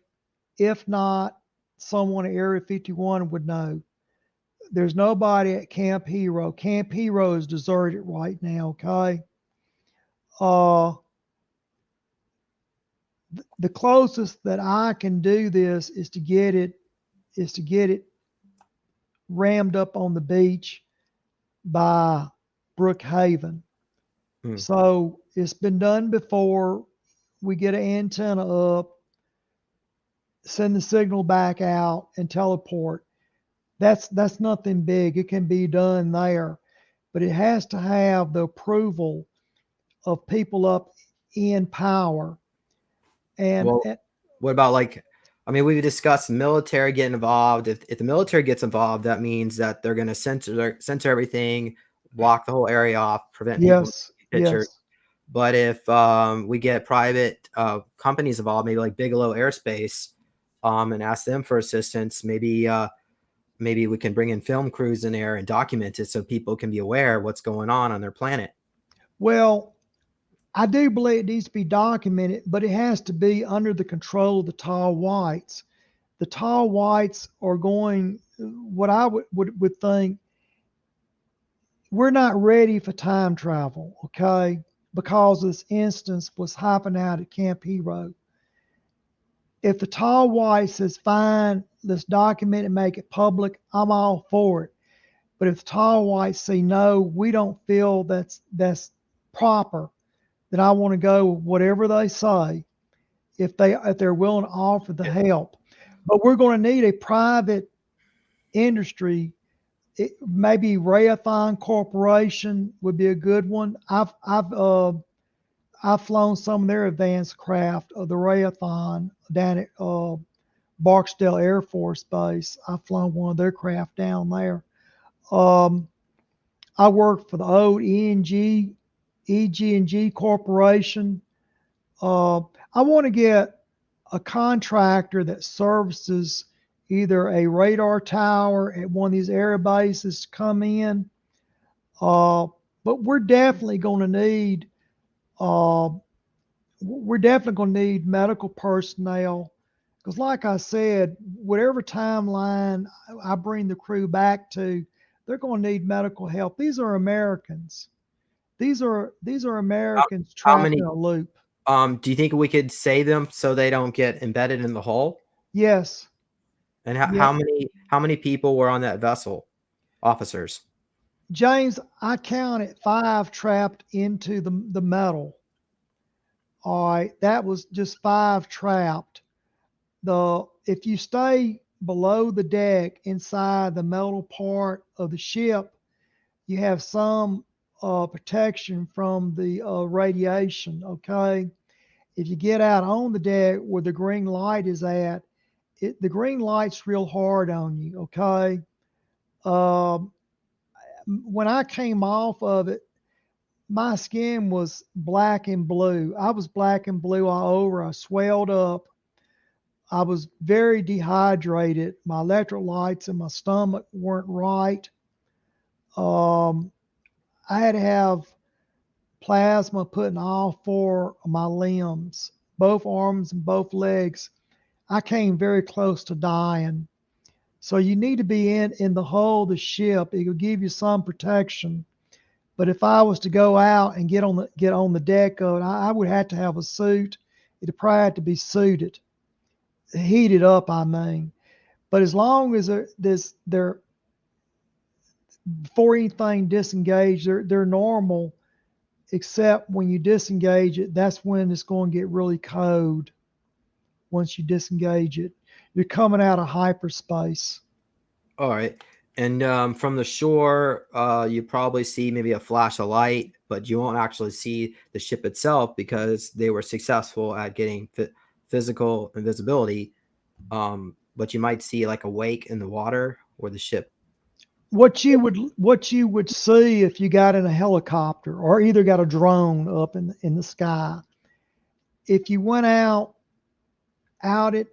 into the sea area, you see a dark outline of a ship hull. You'll see it in the water, but you won't see anything above the water. Okay. And if I drove this ship up onto the sand, you would see the movement of the sand, the pointed part of the ship hitting the beach. That's what I want to do. Since everything is not run by a computer on the ship. It's run by turbines. What I can do is just ram this ship up on the beach, and then once it's on the beach, I can try to dislodge the spear. Once the spear is dislodged, then they can go on and get the men off of it. Okay. It's kind of like you see a bird, he lands on a high power line, he doesn't electrocute. But if he reached over and put his foot on the ground, you'd be fried. Okay. Just cause you see a bird on a power line and you say, well, why didn't he get shocked? Because he's not grounded. Okay. Well, so this Facebook user, there are multiple Philadelphia experiments. So I think that was it Preston or Al Balick who said that? But There was multiple. I'm familiar with August 12th, 1943 date, but you have to remember, you have to tie in leap year with it. So when you move forward, it throws the calculation off a little bit. all right. Okay, so yeah, so if you know anybody or if you yourself have connections with some group that might be able to assist with a recovery operation on the USS Eldridge, send me an email to info@supersoldiertalk.com and I will shoot it over to Jimmy Paine. Yeah, so let's see, what else was there anything else we need to discuss? There was a researcher in Long Island who was trying to expose the Montauk project, and he got really close he got evidence, and then they made him go insane. You want to discuss that?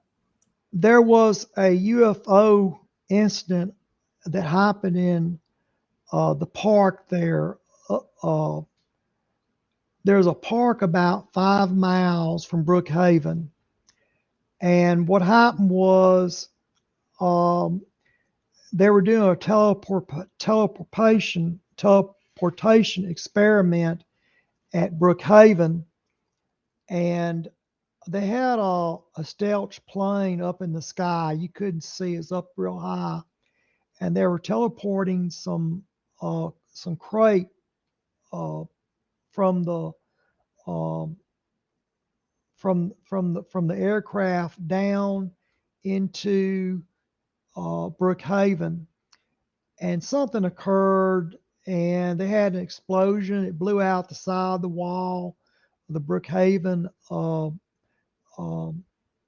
building, and the craft ended up going down into a park. And so what happened was there was a UFO group on Long Island, and a man by the name of Ford, who was over that UFO group, kept pestering everybody and just would not stop. And they ended up committing him to an insane asylum. So, that goes back, there's a certain way you need to approach the people at Brookhaven. You don't need to go down there and rant and rave and carry on. Courtesy would bring you further than accusations in life, James. But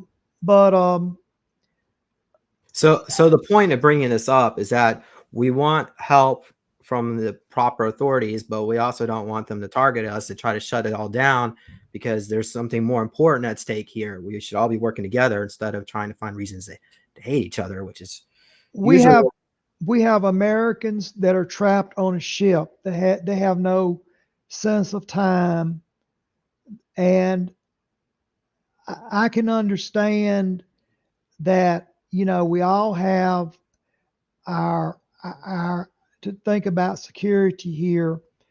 And, we don't want to broadcast too much. We don't want any Chinese or Russians hanging around.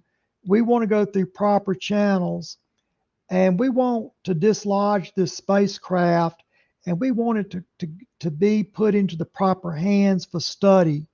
So that's what I'm proposing tonight, is that I want to get the crew off the ship. If we can't bring them back to 1943, let's give them new identities. We can find a place in society for them, but we don't need to abandon anybody like that. But wait, hold on a second. According to Wikipedia, the USS Eldridge continued to exist until like the mid 1955 or so. So, if the Eldridge is stuck in time, did that mean it eventually it came back, or did they create a copy and just change the name and to hide that it disappeared? James, when Eldridge was first built, it has to go through a testing period. In other words, before it's turned over to the Navy, they have to test the ship first. Now, instead of putting regular Navy crew on the ship, what they did, they took Coast Guardsmen. Now, the duty of the Coast Guardsmen is to guard the shores of the United States. So what they did to test the propellers, to test the engine, everything, they turned it over to the Coast Guard for several days there, and the Coast Guard took it out, powered up the motors, made sure the blades, the propellers didn't vibrate, made sure that the motor didn't blow a gasket. Because once this is turned over to the Navy, that thing would be out in the sea, hundreds of miles from shore. Okay, so it was with the Coast Guard that this happened. That the real crew of the Eldridge are the Coast Guardsmen, and Lieutenant Alexander Cameron was the officer. Now he is kin to also Edwin Cameron, who is MK Ultra doctor from Montreal, Canada, and he's also some type of kin to James Cameron, the movie producer that made was Aliens. He also produced that. I think that's something like his great uncle. So, it goes back. Lieutenant Alexander Cameron, he's looking at his watch, and what may be 5 minutes to him is 50 years to us. He doesn't have perception of time. If I can get back on there, and I've met Lieutenant Alexander Cameron, I can get back on there and get in and bring this ship on in. And if the Navy wants to take it and cut it up with a torch, fine. If they want to go ahead and give these Coast Guardsmen new identities, that's fine with me. If they don't want to make a movie, that's fine with me.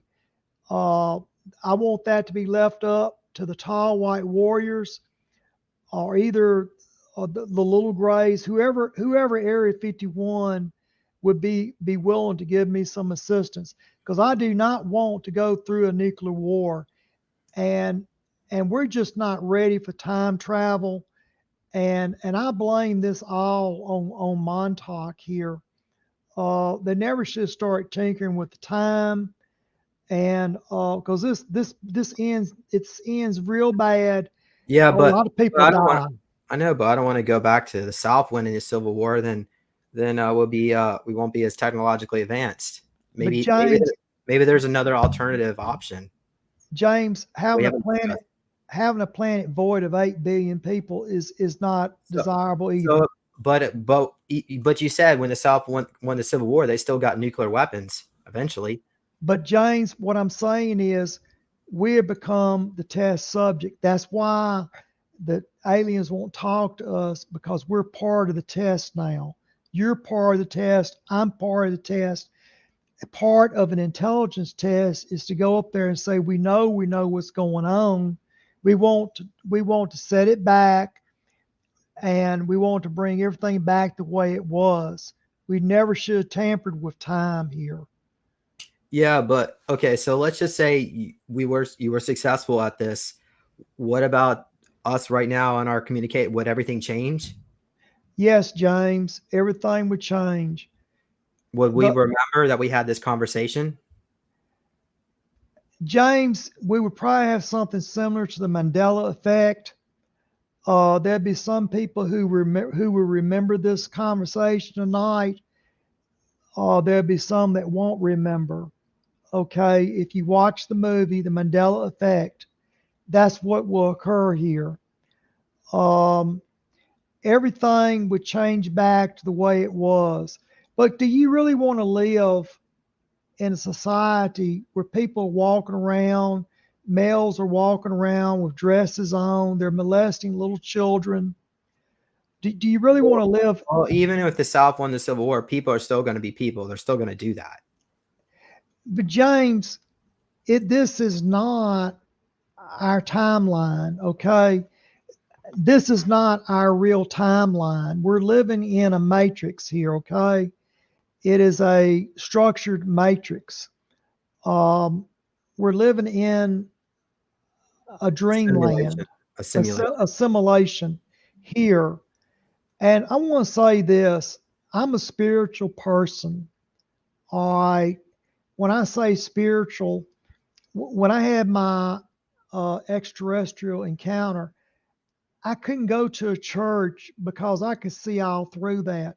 So I took the religion of the Native American Paiute, okay, and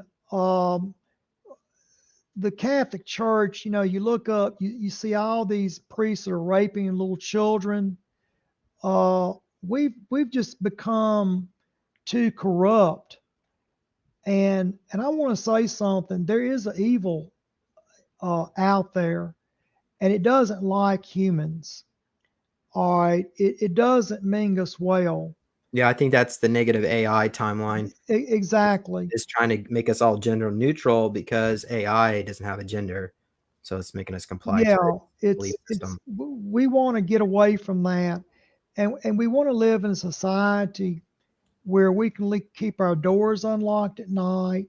We want to be able to walk down the street and say, "Hey, how are you doing?" without somebody running up, hitting you with a bat in your head. Um, Yeah, but surely even on that other timeline, not everything's perfect over there. no, but everything is natural. This is not the correct timeline. Okay, Okay, we're living well, in a simulation.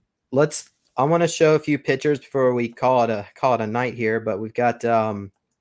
Sorry for the resolution, but this is Phil Schneider's father, and this is Valiant Thor Yes, on the I've, US I've met Eldridge. him before. He's an extraterrestrial. Now, put him back up just for a second. You remember when the Pentagon got hit by the 9/11 incident? Yeah, they destroyed the Office of Naval Investigations. Guess who was supposed to be at work that day? That man that you see in the circle.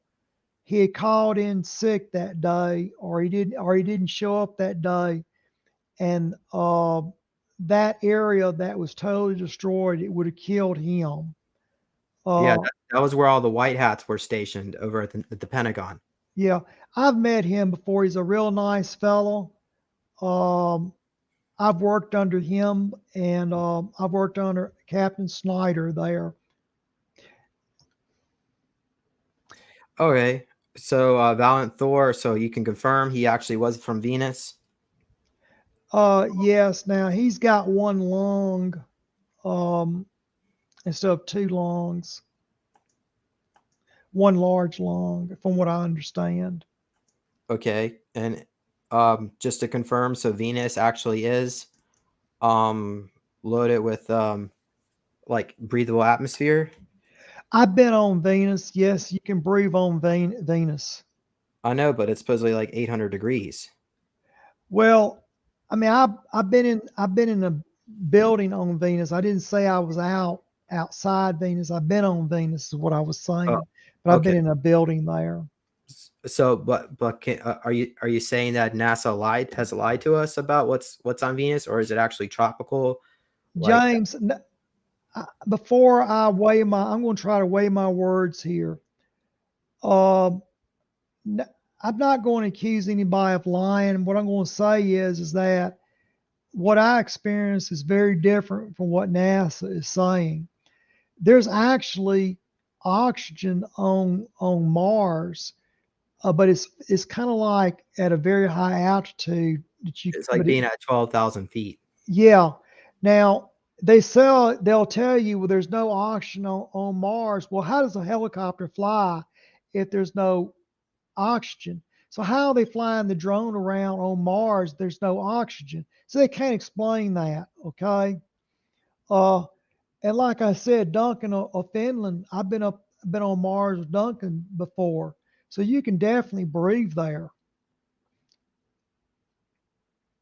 I've been on the moon. You can breathe on the moon, but you Yeah, have to go in we through decompression for a couple of days. yeah, It's like a diver. and You have to avoid getting the decompress. parasites.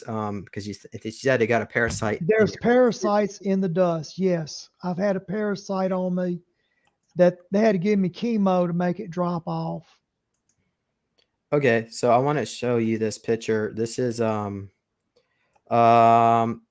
it looks like, black and white, 1940s perhaps, and we see a guy in here, and he's wearing this strange outfit, and he's got looks like a camera.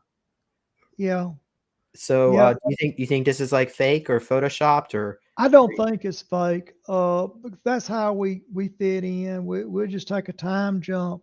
So you try to fit in. You don't want to change anything. You want to go and study. A real good Montauk boy is going to go. He's going to observe. Okay. Um, that's what I really liked about the time travel is that it was like I was like it's teaching me things. Okay. And I've always thought, if why couldn't we why couldn't we uh bring back and advance our medicine? Okay. um we our hospitals, there's no need for people to die. I mean, we could have a very advanced medical system if we just used it right. we Well, we could get rid of wars if we used it right. We didn't do that. yeah, they're still suppressing the med bed technology, which would stop aging. Well, not only stop, it would re-age people back to the 20s or 30s if they so desire, and it would create a population problem. Well, Is- I've seen a woman that was 120 years old. She was playing tennis, and to look at her, she didn't look a bit over 60 years old. So we have the technology to do that. And I want to say something else.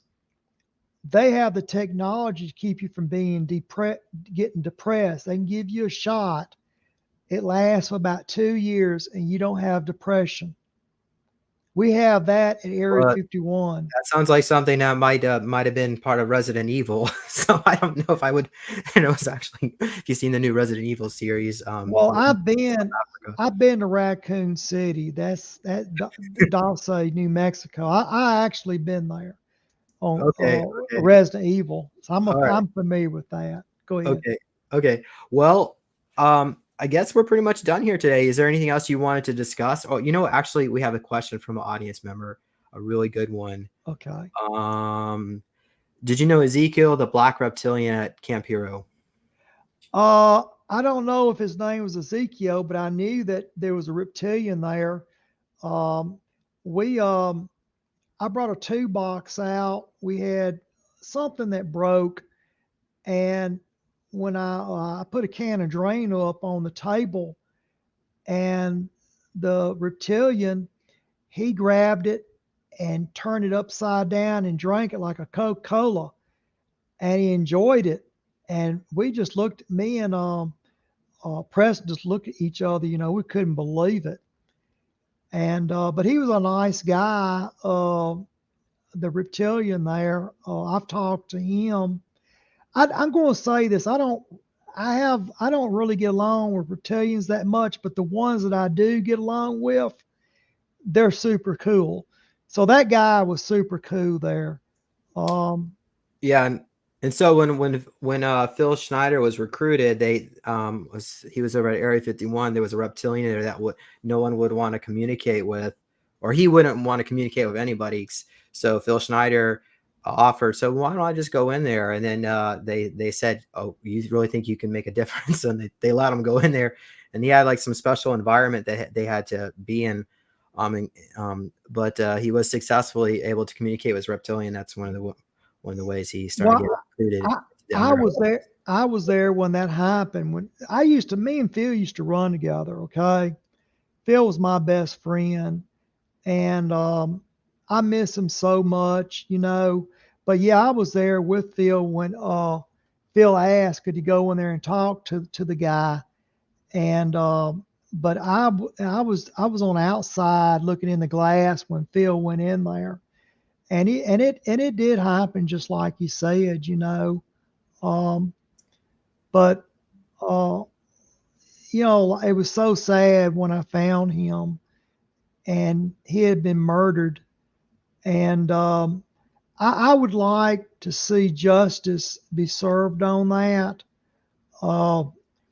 And in fact, if I make it back out to Area 51, I'm going to make an effort to bring that back up and see that justice is served here, because we definitely need to correct the timeline, and I want to hold these people responsible.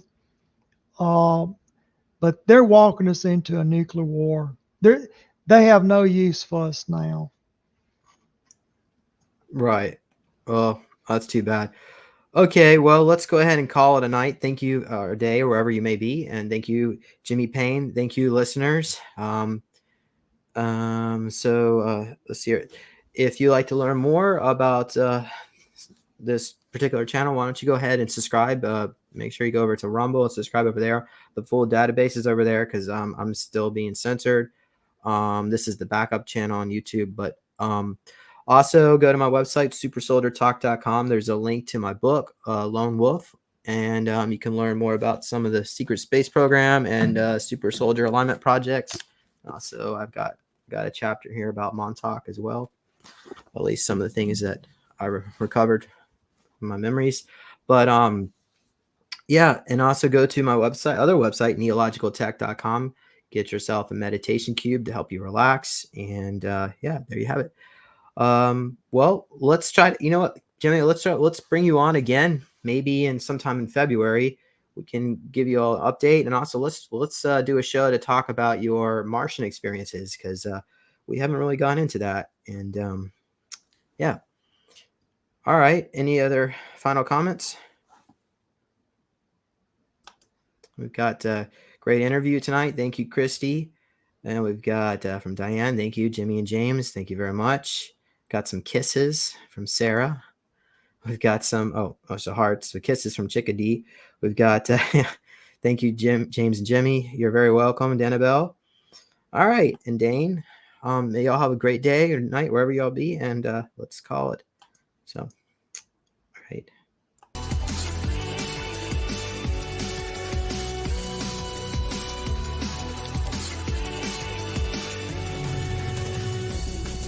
Please consider supporting Super Soldier Talk by purchasing your own Neo Meditation device. Your Neo Meditation device will help you reduce stress, integrate trauma, enhance intuition, enhance clairvoyance, and enhance creativity. Get yours now at www.neologicaltech.com.